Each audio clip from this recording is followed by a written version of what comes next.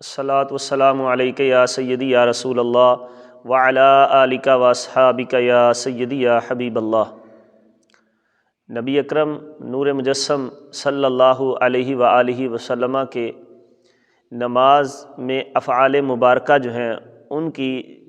تفصیل کے ساتھ امام ترمذی رحمۃ اللہ تعالی علیہ اس بارے میں احادیث لائے ہیں۔ آج کی جو حدیث مبارکہ ہے وہ بھی اسی حوالے سے ہے کہ نماز کے اندر حضور نبی رحمت صلی اللہ علیہ وآلہ وسلم قیام کے دوران کیا ہاتھ چھوڑتے تھے یا ہاتھ باندھتے تھے، اور ہاتھ کس طرح باندھا کرتے تھے نبی اکرم نور مجسم صلی اللہ علیہ وآلہ وسلم، اس چیز کو اس حدیث مبارکہ میں بیان کیا گیا ہے۔ چنانچہ حضرت قبیصہ بن حلب رضی اللہ تعالی عنہ اس حدیث کے راوی ہیں۔ آپ فرماتے ہیں کہ نبی اکرم نور مجسم صلی اللہ علیہ وآلہ وسلم نے ہمیں نماز پڑھائی تو آپ نے اپنے بائیں ہاتھ کو دائیں ہاتھ کے ذریعے پکڑا،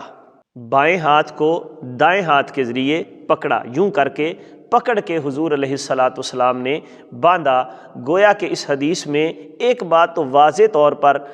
ہمیں پتہ چلی کہ نبی کریم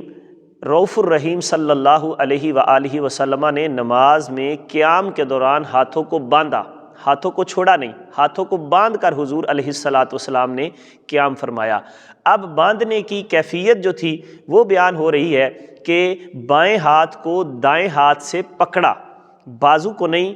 کلائی کو نہیں، بلکہ ہاتھ کو پکڑا، اس طرح پکڑ کے حضور علیہ الصلاۃ والسلام نے باندھا، اور پھر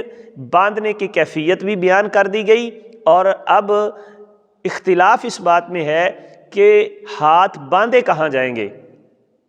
تو جمہور علماء کے نزدیک، امام اعظم ابو حنیفہ رحمۃ اللہ تعالی علیہ کے نزدیک، نماز کے دوران قیام میں ہاتھ جو ہیں وہ ناف کے نیچے باندھے جائیں گے۔ اس پر بہت سے دلائل موجود ہیں، کچھ دلائل آپ کے سامنے رکھنا چاہتا ہوں۔ پہلی حدیث جو ہے وہ مصنف ابن ابی شیبہ کی ہے اور راوی ہیں حضرت وائل بن حجر رضی اللہ تعالی عنہ۔ آپ فرماتے ہیں کہ میں نے حضور نبی رحمت صلی اللہ علیہ وآلہ وسلم کو دیکھا کہ آپ حالت نماز میں اپنا دایاں ہاتھ بائیں ہاتھ پر ناف کے نیچے باندھے ہوئے ہیں۔ دوسری حدیث سنن ابو داؤد میں موجود ہے، حضرت علی رضی اللہ تعالی عنہ کا قول ہے، آپ فرماتے ہیں کہ حالت نماز میں دایاں ہاتھ بائیں ہاتھ پر ناف کے نیچے باندھنا یہ سنت ہے۔ تیسری دلیل وہ بھی حضرت علی المرتضیٰ شیر خدا رضی اللہ تعالیٰ عنہ کا قول ہے اور کنز العمال میں موجود ہے۔ حضرت علی المرتضیٰ شیر خدا رضی اللہ تعالیٰ عنہ فرماتے ہیں کہ تین چیزیں انبیاء کے اخلاق میں سے ہیں۔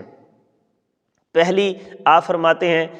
روزہ جلدی افطار کرنا، اور دوسری حضرت علی المرتضیٰ شیر خدا رضی اللہ تعالیٰ عنہ فرماتے ہیں سحری دیر سے کرنا، یہ بھی انبیاء کے اخلاق میں سے ہے۔ اور آپ فرماتے ہیں انبیاء کے اخلاق میں سے تیسری چیز یہ ہے دایاں ہاتھ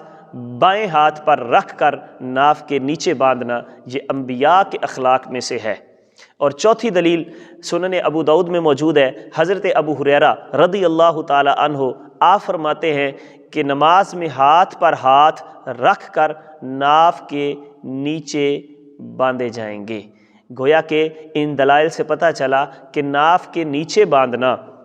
یہ نبی کریم رؤوف الرحیم صلی اللہ علیہ وآلہ وسلم کا بھی عمل ہے، صحابہ اکرام رضوان اللہ تعالی علیہم اجمعین کا بھی عمل ہے، اور حضرت علی المرتضیٰ شیر خدا رضی اللہ تعالیٰ عنہ فرماتے ہیں کہ یہ صرف حضور کی ہی سنت نہیں، حضور کا ہی طریقہ نہیں، بلکہ انبیاء کے اخلاق میں سے